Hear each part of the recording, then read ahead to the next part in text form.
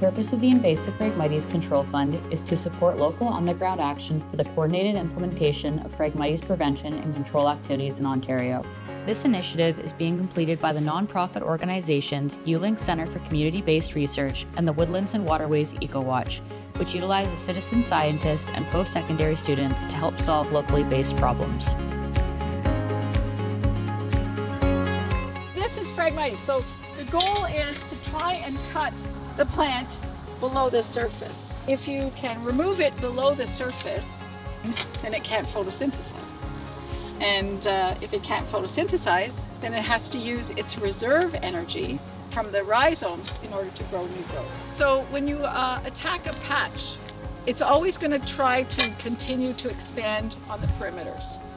So if you've got a patch of Phragmites, then the way to go is to basically surround and conquer. So start by removing all the exterior plants and then move into the center, which is probably where it's going to be the most dense. And that way, if you don't get to finish it, then the plant is still going to have to put more energy into spreading again. But if you only do it on one side, the part on the other side that's well adapted to spreading is going to just keep on going. So you try to always surround it and bring it into the middle.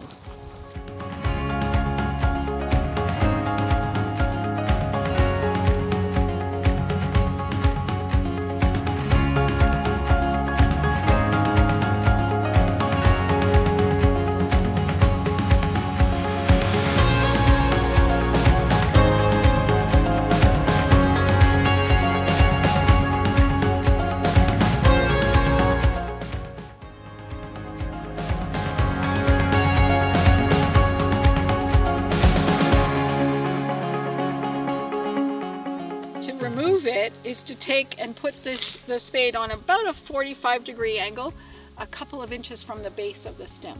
So you want to kick it in, and you shouldn't have to do too much to remove it.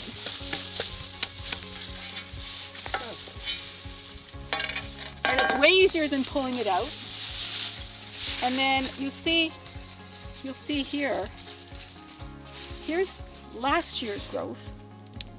Remember, it's not dead, it's just sleeping. And look at that, from there are 2 live shoots. So one of the good things about removing it below the surface is that you also remove some of those growth nodes. This is as deep as I went this time. Sometimes you're luckier and it's been raining and the soil is very easy, and this is the roadside, so it's very gravelly. So if you can go, the deeper you go, just below the surface, the growth nodes are really close together. So so if you can remove below the surface, then you've removed the potential for all those growth nodes. If you cut it above, you stimulate the growth of those, and then you get 3 or 4. So if you cut it above, if you mow it, then you're just gonna stimulate the growth. Right now, no energy is going down. So the rhizomes need to muster their reserve energy to put up new. So if you cut it above the surface, you just stimulate. So if you can go down deep, then the nodes, the growth nodes, are farther apart below, and they also have to come up from deeper. So they're using more energy. So yeah, you keep doing it, but the spading is more effective than the mowing. Well, this is a native species. This has been on the earth since the days of the dinosaurs.